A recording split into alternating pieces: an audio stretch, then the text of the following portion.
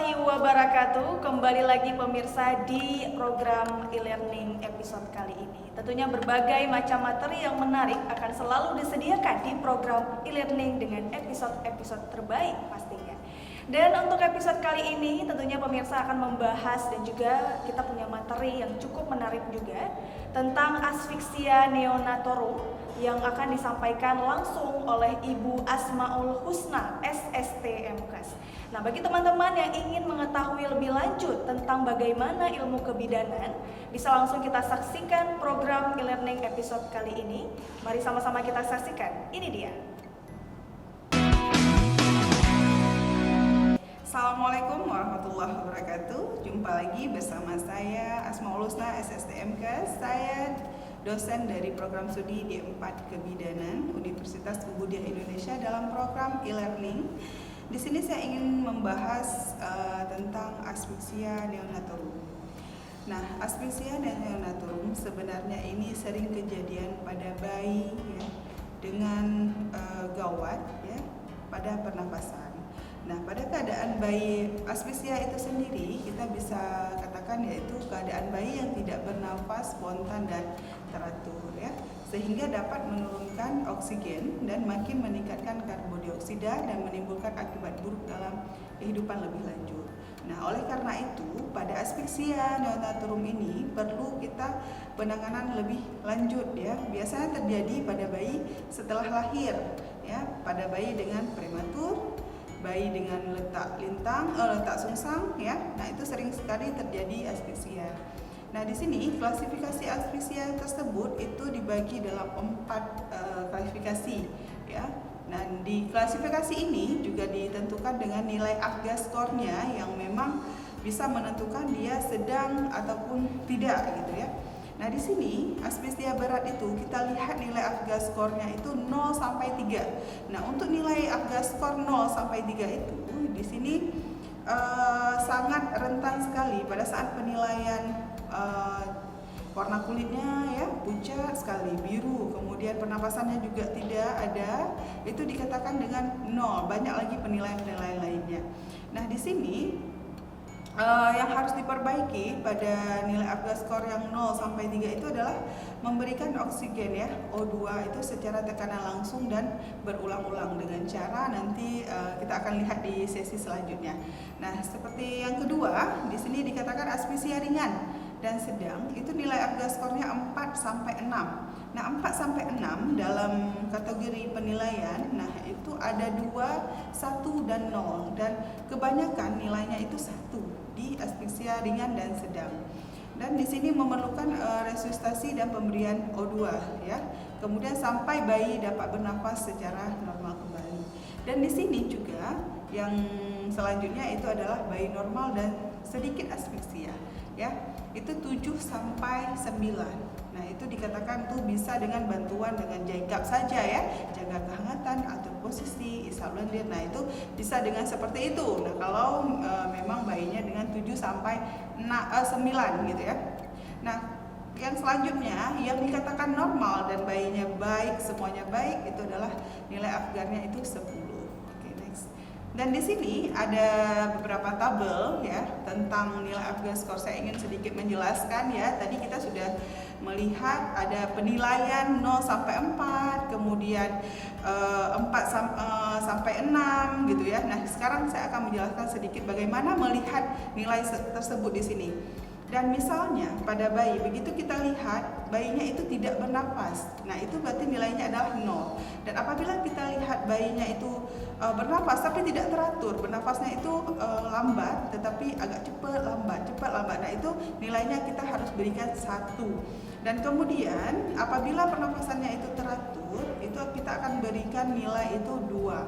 Nah, kemudian di denyut jantung tidak ada kalau itu 0, dan kemudian kalau 1 itu kurang dari 100 ya, yang 2 itu udah lebih dari 100. Nah, kemudian warna kulitnya itu biru atau pucat itu 0 nilainya. Nah, apabila tubuhnya itu merah ya, kakinya itu warna merahnya merah jambu, kakinya tangan tapi biru gitu ya, itu adalah 1. Tetapi kalau merah jambu semuanya merah gimana ya, ngepink gitu ya, bahasa mungkin keren sekarang gitu ya, itu adalah 2 nilainya. Dan kemudian warna kulit di sini biru atau pucat itu berarti 0 pada bayi. Dan kemudian gerakan tonus ototnya. Dan di sini bisa kita lihat apabila tidak bergerak bayinya sama sekali itu nilainya 0. Dan apabila bayinya itu sedikit fleksi, maksudnya sedikit bergerak ya, tidak terlalu aktif, itu nilainya 1. Dan apabila dia terlalu gerak aktif, begitu lahir langsung menangis dan gerakannya itu kuat, itu nilainya 2. Kemudian menangis. Di sini kalau dia langsung menangis berarti nilainya 2. Kalau dia menangisnya sedikit cuman ya, sedikit menangis itu berarti nilainya 1. Tapi kalau tidak menangis sama sekali nilainya 0. Nah, dari situlah kita bisa menilai bahwa nilai apabila nanti kita kita jumlahkan nilainya dari gerak, pernapasan, semua hasilnya adalah 3, dan berarti dikatakan bayi itu dengan asfiksia berat. Dan di sini saya ingin melanjutkan juga ada etiologinya ya. Etiologi dari asfiksia bisa kita lihat ada faktor dari ibunya. Ya, faktor dari ibunya di sini yaitu yang pertama preeklamsi, daeklamsi. Kita ketahui bahwa preeklamsi, daeklamsi itu sangat berbahaya ya, yang terjadi pada saat ibunya sedang hamil, dan itu berakibat kepada bayinya. Salah satunya itu bayinya bisa lahir dengan asfiksia. Kemudian pendarahan yang abnormal pada saat ibunya sedang hamil ya, sering terjadi pendarahan. Nah, itu juga bisa mengakibatkan bayinya untuk asfiksia nantinya. Kemudian partus lama ataupun partusnya macet ya. Sering terjadi itu yaitu partusnya itu tidak langsung ya, berlangsungnya sangat lama persalinannya, dan bayi pun oksigennya itu sudah terhambat gitu. Kemudian demam selama persalinan itu juga, kemudian infeksi yang berat ya, kemudian kehamilan lewat waktu ya, itu setelah 42 minggu. Itu bisa dikatakan dengan post death, bayinya yang post death yang lewat minggu. Nah, itu bisa terjadi asfiksia pada saat lahir. Dan kemudian ada faktor dari bayinya ya, bukan hanya di ibunya tetapi di bayinya juga ada beberapa faktor. Di sini yang pertama, bayinya dengan prematur itu lahirnya itu 37 minggu ya, sebelum 37 minggu lahirnya itu dikatakan dengan bayi prematur. Dan kemudian persalinan dengan tindakan misalnya ekstraksi vakum ya, ataupun dengan bayinya dengan letak sungsang ya, kakinya duluan yang lahir. Nah, itu sering juga terjadi asfiksia.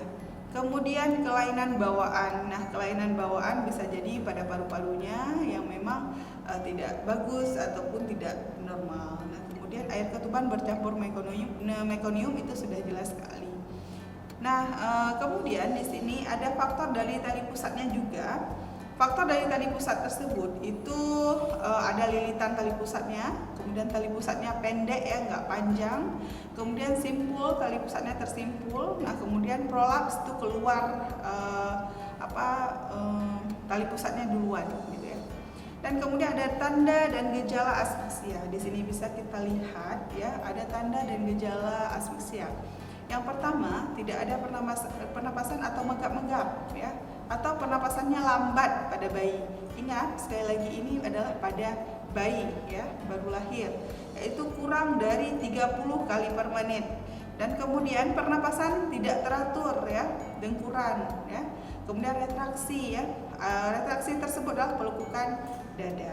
Dan kemudian tangisannya yang lemah, kemudian warna kulit pucat dan biru, kemudian tonus ototnya lemah dan terkulai ya. Kemudian denyut jantung bayi tidak ada atau perlahan ya, kurang dari 100 kali per menit. Nah, di sini diagnosa. Nah, diagnosa pada asfiksia itu terjadi pada bayi biasanya merupakan kelanjutan dari anoksia atau hipoksia ya, kekurangan oksigen. Dan di sini diagnosa anoksia atau hipoksia dapat dibuat dalam persalinan dan ditemukan tanda-tanda gawat janin ya, biasa terjadi itu pada saat bayinya setelah lahir gitu ya. 3 hal yang perlu mendapatkan perhatian itu, yang pertama denyut jantung janin. Pada saat ibunya sedang hamil itu ada pemeriksaan yang namanya pemeriksaan DJJ ataupun pemeriksaan denyut jantung janin. Dan kemudian di sini yang kedua ada mekonium dalam air ketuban, ya.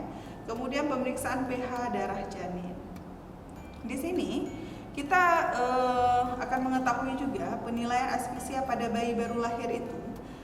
Selain dari nilai AFGA score, itu juga kita harus penanganannya yaitu dengan segera setelah lahir letakkan bayi di perut ibunya. Nah, itu penanganan awalnya, harus bersih bayinya, kemudian harus kering, ya. Bayinya ditutupi tubuhnya dengan kain atau handuk yang disiapkan sambil melakukan penilaian.